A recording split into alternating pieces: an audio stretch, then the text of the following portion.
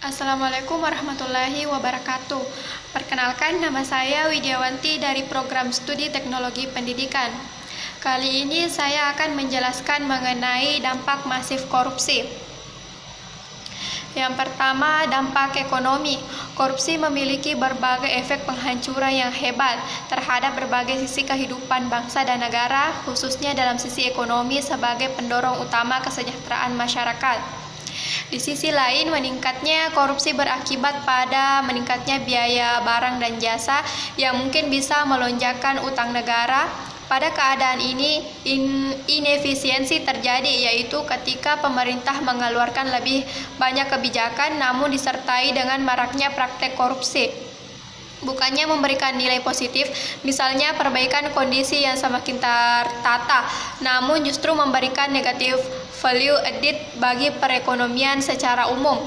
Berbagai macam permasalahan ekonomi lain akan muncul secara alamiah apabila korupsi sudah merajalela, dan berikut ini adalah hasil dari dampak ekonomi yang akan terjadi, yaitu yang pertama, lesunya pertumbuhan ekonomi dan investasi.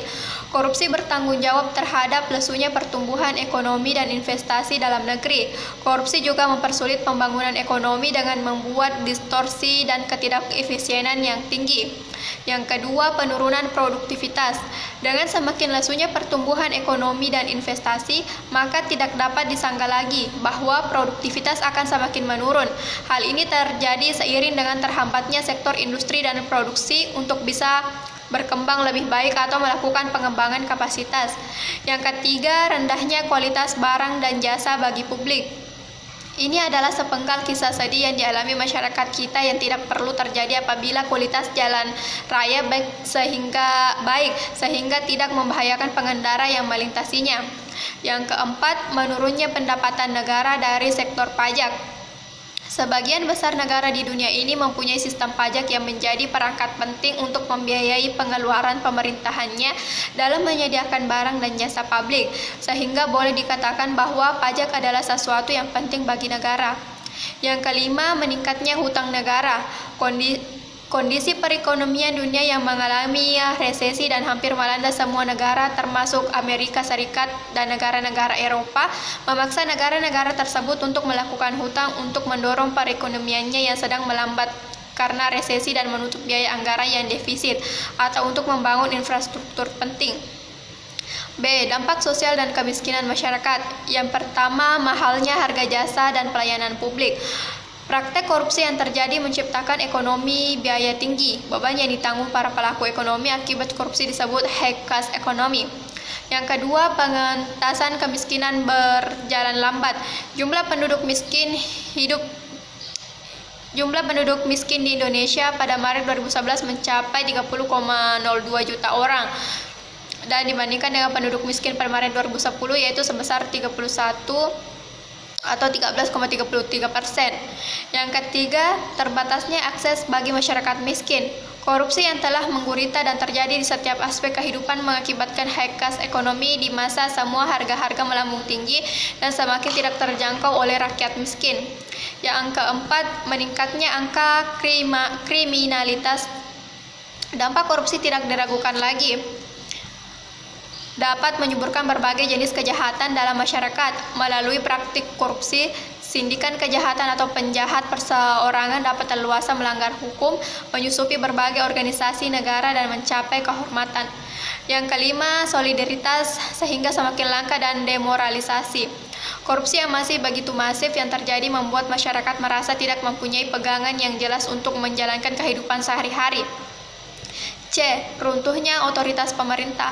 1. Matinya etika sosial politik. Korupsi bukan suatu bentuk tindak pidana biasa karena ia merusak sendi-sendi kehidupan yang paling dasar, yaitu etika sosial bahkan kemanusiaan. Yang kedua, tidak efektifnya peraturan dan perundang-undangan. Secara umum, peraturan dan perundang-undangan berfungsi untuk mengatur sesuatu yang substansial dan merupakan instrumen kebijakan yang berguna untuk memecahkan suatu masalah yang ada di dalam masyarakat. Yang ketiga, birokrasi tidak efisien. Survei terbaru yang dilakukan oleh Perts menunjukkan bahwa 3 negara, Indonesia, India, dan Filipina adalah negara dengan performa birokrasi yang paling buruk di Asia. D. Dampak terhadap politik dan demokrasi. Yang pertama, munculnya kepemimpinan korup. Kondisi politik yang carut-marut dan cenderung sangat koruptif menghasilkan masyarakat yang tidak demokratis. Perilaku koruptif dan tindak korupsi dilakukan dari tingkat yang paling bawah. 2. Hilangnya kepercayaan publik pada demokrasi. Demokrasi yang diterapkan di Indonesia sedang menghadapi cobaan berat, yakni berkurangnya kepercayaan masyarakat terhadap demokrasi. Hal ini dikarenakan terjadinya tindak korupsi besar-besaran yang dilakukan oleh petinggi-petinggi pemerintah, legislatif, ataupun petinggi partai politik. Yang ketiga, menguatnya plutokrasi. Korupsi yang sudah menyandera pemerintah pada akhirnya akan menghasilkan konsekuensi menguatnya plutokrasi, karena sebagian orang atau perusahaan besar melakukan transaksi dengan pemerintah, sehingga pada suatu saat mereka lah yang mengendalikan dan menjadi penguasa di negeri ini. Yang keempat, hancurnya kedaulatan rakyat. Dengan semakin jelasnya plutokrasi yang terjadi, kekayaan negara ini hanya dinikmati oleh sekelompok tertentu, bukan oleh rakyat yang seharusnya. Dampak terhadap penegakan hukum. Yang pertama, fungsi pemerintah mandul. Bentuk hubungan yang bersifat transaksional yang lazim ini dilakukan oleh lembaga pemerintahan, begitu juga DPR yang tergambar dengan hubungan partai politik dengan voternya.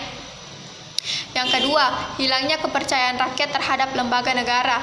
Korupsi yang terjadi pada lembaga-lembaga negara seperti yang terjadi di Indonesia adalah marak diberitakan di berbagai media massa, mengakibatkan kepercayaan masyarakat terhadap lembaga tersebut hilang. Yang F, dampak terhadap pertahanan dan keamanan. Yang pertama, kerawanan Hankamnas karena lemahnya alutsista dan SDM. Saat ini, kita sering sekali mendapatkan berita dari berbagai media tentang bagaimana negara lain begitu mudah menerobos batas wilayah negara Indonesia, baik dari darat, laut, maupun udara. Yang kedua, lemahnya garis batas negara. Indonesia dalam posisinya berbatasan dengan banyak negara seperti Malaysia, Singapura, Cina, Filipina, Papua Nugini, Timur Leste, dan Australia. Perbatasan ini ada yang berbentuk perairan maupun daratan. Yang ketiga, menguatnya sisi kekerasan dalam masyarakat. Kondisi kemiskinan pada akhirnya memicu berbagai kerawanan sosial lainnya yang semakin membuat masyarakat frustasi menghadapi kerasnya kehidupan. G. Dampak kerusakan lingkungan. Yang pertama, menurunnya kualitas lingkungan. Kerusakan lingkungan hidup ini dipicu oleh berbagai sebab seperti kepentingan ekonomi, di mana hasil hutan yang dieksploitasi besar-besaran untuk mendapatkan keuntungan. Yang kedua, menurunnya kualitas hidup. Lingkungan hidup yang telah rusak bukan saja akan menurunkan kualitas lingkungan itu sendiri, namun lebih juga akan berdampak terhadap menurunnya kualitas hidup manusia yang ada di dalam dan kualitas hidup global.